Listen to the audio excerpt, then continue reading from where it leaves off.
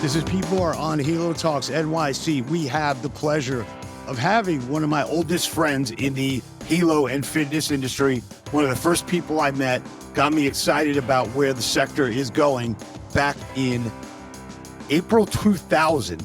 So we are 23 and a half years into our friendship. Bill Parisi out of New Jersey, avid New York Giant fan as myself, bringing exercise physiology and the best and the greatest athletes to the table. Welcome to the show, my good friend, Bill Parisi. Thank you, Pete. Thanks for having me, man. Excited to be here. Awesome. So, I toured your club in New Jersey long time ago, before there was Uber. I think I took the train out there, waited for a cab to get home for some reason, ran some patterns on your AstroTurf when your office was on the second floor looking down. I said, this is the way to run a health club, where I got a football, I got athletes that are in high school coming in and training in front of me. And I said, damn, this is where things should be going. And 23 years later, you've got your franchise proliferated. I know there have been some stops and starts along the way. So I'd love to talk to you about, first off, why you started this, so that people know, that you're solving frustrations for people in the space, providing the education and programming to pull that off. And then also, why and who should be talking to you if they want to add this kind of program to their club. Sure. Yeah, well, I started back now well over 30 years ago, back in 92, officially started my first location. But, former athlete in high school, was a Division I All-American in college in track and field, and realized that the training that I did as a college athlete was missing for young athletes that played field and court sports, and started out of the van in 1990. And that led to a small 3,000 square foot facility in 1992.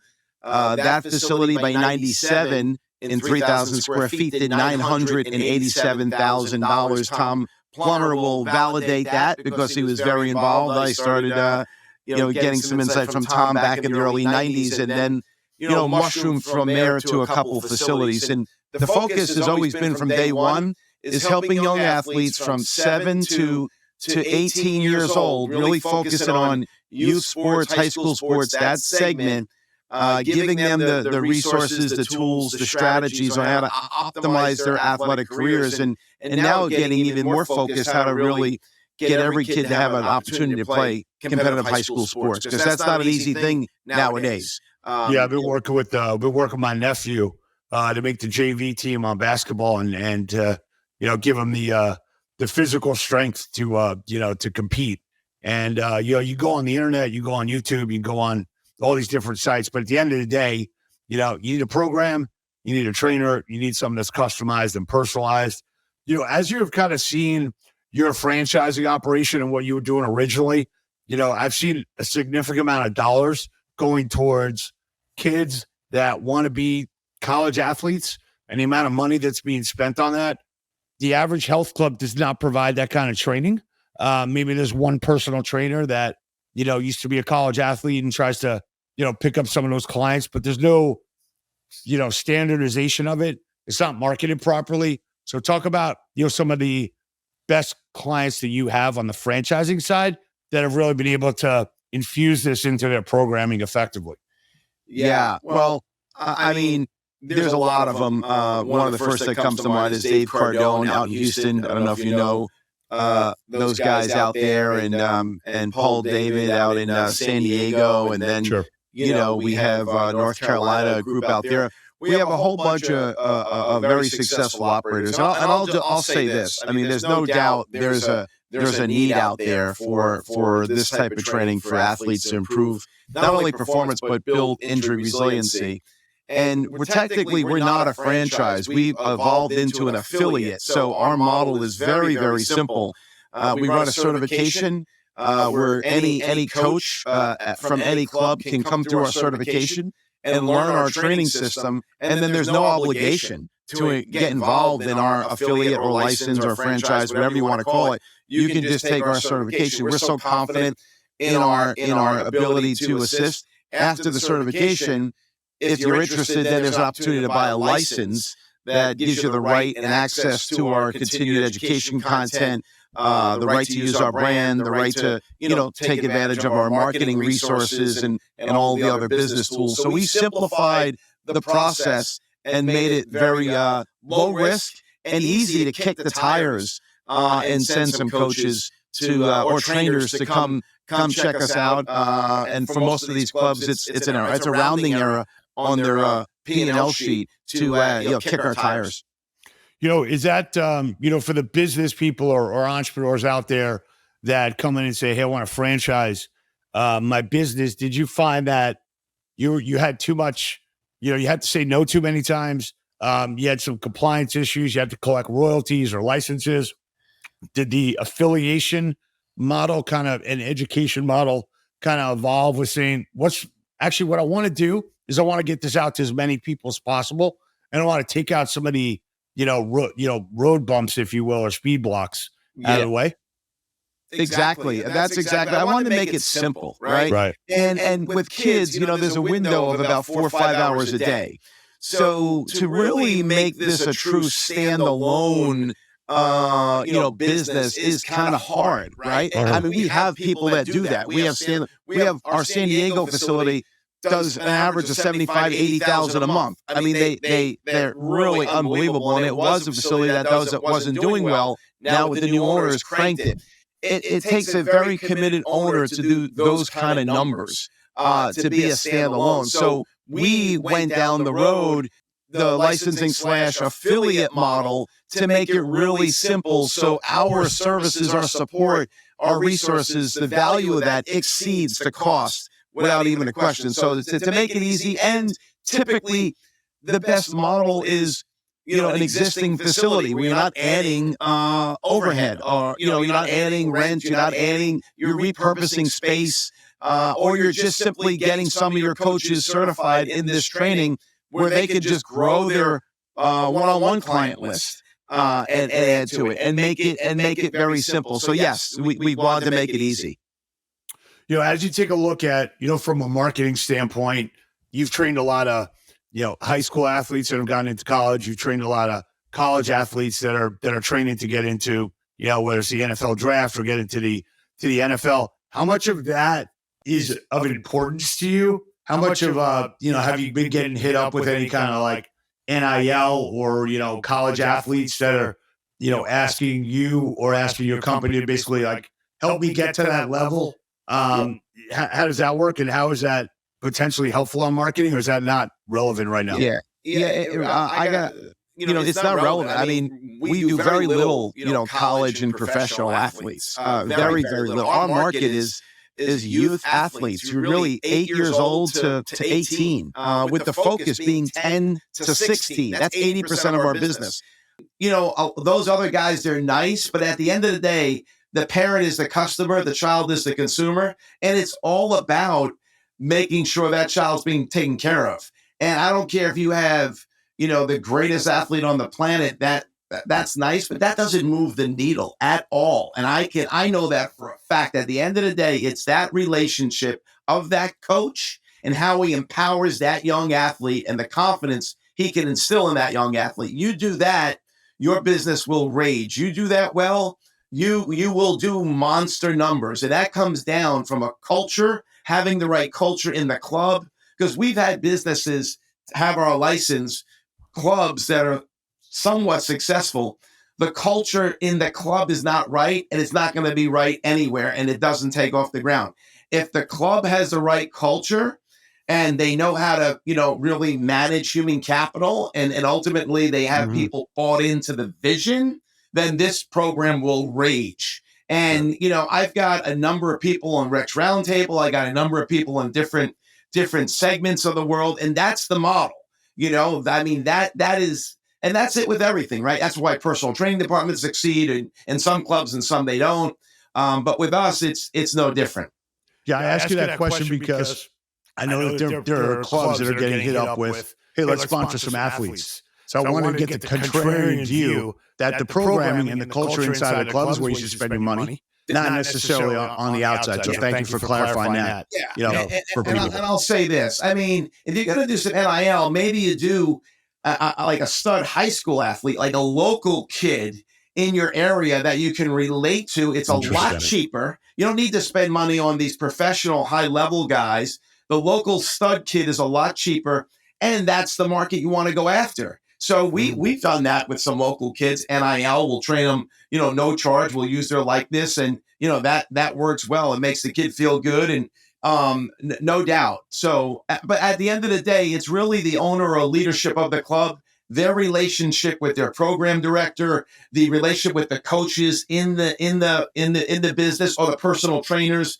It's very common sense, but it's not too common. I think a lot of gym owners and operators, they get so far removed from the business that they don't have the right people underneath them really driving this culture. When you take a look at the clubs that have the square footage and have the membership base and are in residential areas, to actually pull off these programmings, a lot of clubs, at least in my opinion, don't charge enough for monthly memberships, right? So how do you tell them or educate them saying, look, if we're going to do this kids programming and we're going to get these kids, they're going to get onto the high school teams, okay? It's, obviously they have a certain amount of athletic acumen, we're going to get them there. How much is that worth, and how much do you charge? Oh, yeah, great question. I mean, our minimum, typically our 9-month, we usually do 9-month commitments, is the lower price point is $149 a month for our program. And then if they do shorter commitments, it goes up to $249 to $299 a month for, say, a 3-month commitment, or a 1-month commitment. So, and we run it in a form of a membership, or people have the option to buy semi-privates or private sessions beyond that as well. But yeah, I mean, that works really well. The value proposition is in the education, in terms of the coaches and the experience they give the athlete. How many days a week? How many days a week does a kid go for $149 a month? On average, twice. Kids come in twice a week for our training. Obviously, some kids come in 3 to 4, some kids come in 1. It really depends. And then the other option too, if people don't want the monthly, they have the option to buy sessions, and they can click off the sessions if that's what they would prefer. But we all of our affiliates have the option of what they want to put out there in the market. So if you do a session rate thing, it might be, that $35 a session, but that's a group session. And we usually average about 6 to 10 kids in a class, in that group class. And it's focused in that, 3 to 7 o'clock hour during the day. So most people in the industry on the business side know Parisi, not only as you personally, but as a brand. Yeah. There's a lot of speed schools that have been out there. A lot of them aren't around anymore. I remember, I think it was Chris Carter had a speed school back in the day. Yeah. So my question to you is, now that it's not a franchise, it's an affiliation, the clubs or the trainer has an option to say, hey, we're gonna infuse the Parisi name into this, or we can just call it our, football training, to get into varsity. What kind of iterations are you seeing there, and what groups are using your name to basically further being the authority? Or do you say, look, once you're a trainer, it's on you. Just get it done and get these kids on a team. I don't need to build my brand. It's going to build itself. Yeah, I mean, what happens, a lot of people wind up using our brand, maybe not only as the main brand, but an affiliate brand, or powered by Parisi, or associated with Parisi. So they value that because of the credibility and the ongoing education that we have. That's the big selling point. I mean, we just came out with a book 2 years ago, The Anatomy of Speed with Human Kinetics. Right now it's an undergraduate course in college for exercise science majors. So our science is really deep, but we make it simple, and it's safe, and it's proven, and it's backed by people like Stuart McGill, like the real monsters of the industry, the top researchers, really, validate what we're doing. They're on our board of advisors. Gotcha. So back in the day, I used to have a website company. We used to manage your website. Yeah. Things have evolved a lot since AOL dial-up and loading programs that used to take, the same amount of time for my old Cadillac 77 to go from 0 to 60. So yeah. We'll forget about how long it took to download things. You're partnered with Wellness Living right now on the technology side. How important has technology become to your business? What are some of the things that you're distributing, and why are you so much like on your computer trying to get as much content out there, and how you're using it, for your business? Great question. Well, Wellness Living has been an incredible software partner, with us. They're the most revered in the industry, at least with our network, how it operates and how it serves the family membership, and how you can easily upsell to family memberships. At the end of the day, we know the research, the more family memberships you have, the stronger of a club you're going to have, because the retention is higher and all these things. You get the kids involved in programming. That's valuable, and Wellness does an incredible job with that, along with all the things they do to make it easy to book appointments and manage the business. Along with that, we have our own training app where our training programs are delivered to our coaches, delivered right to the end user, the athlete. Very robust, very user friendly. 5 years in that we've been using this app.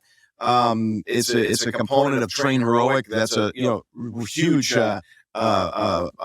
training app out in the market. So we're pretty dialed in, and we make it really easy for coaches and trainers or people to become great speed and performance coaches. I mean, I convert bank tellers, house painters, UPS workers to world-class coaches that can train young athletes to compete at high levels, bring athletes from 10-year-old kids that are trying to make the local rec team and then eventually travel team, to making the varsity team, to becoming a college athlete and going to get pro tryouts. Like, we've taken a few of those kids along those lines with former bank tellers, house painters, UPS workers that we train to become coaches. But the magic those people have, that we change their lives and their careers, they have a passion to want to empower kids. If you find people that really want to empower kids, we'll make you a world-class coach, guaranteed. Because it's not about, for us, we've got that science down. We know how to teach it, translate it, but we can't teach that innate, desire to really want to empower kids. So we have that vehicle. So I'm going to switch gears completely now, because I want to get your take on something that irritates me. Participation awards in sports, 1. 2 is what motivated me to become a good high school basketball player was my 9th grade coach used to always yell at me. And I went up to him one day. I said, Coach K, why you keep yelling at me? He's like, because I think you have potential and I'm going to make you better. So I always had that in the back of my mind, that I actually want you to yell at me. I don't want you to treat me with kids' gloves.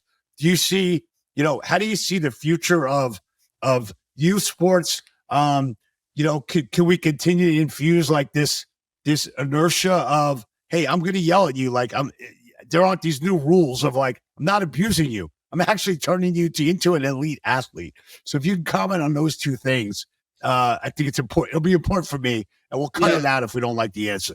Yeah, no, the thing is, well, it's a very unique question, in the sense that, you asked that question, why do you yell at me? You got an answer. So that solved it for you. Most kids won't ask the question why, right? They're just going to get beat down. So that was the game changer for you. So now your paradigm and how you think about that is a completely different. There are a lot of, unfortunately, ignorant youth coaches out there. And I use the word ignorant in the correct way. They don't know what they don't know. And they're just coaching the way they've been coached.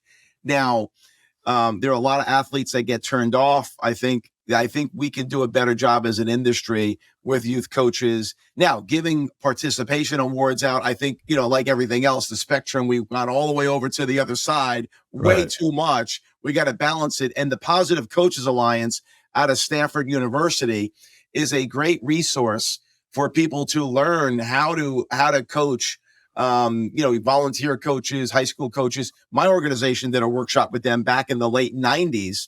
And that's when we really got deep into our mission and core values. And we really started to look at ourselves and say, what is it that we're really doing? And that's when, back in the 90s, we said, hey, we're really a company. Our main product and our main deliverable is self-esteem and confidence to kids. That's what we're delivering. We're using speed and athleticism as a vehicle, because when you improve an athlete's competency, you improve their confidence.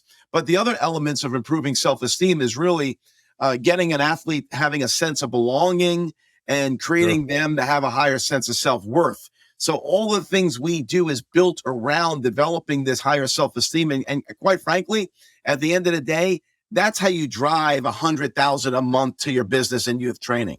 When you get coaches to understand that mission and what it's really about, and the owner has to be bought in, and the owner and the manager have to live it every day.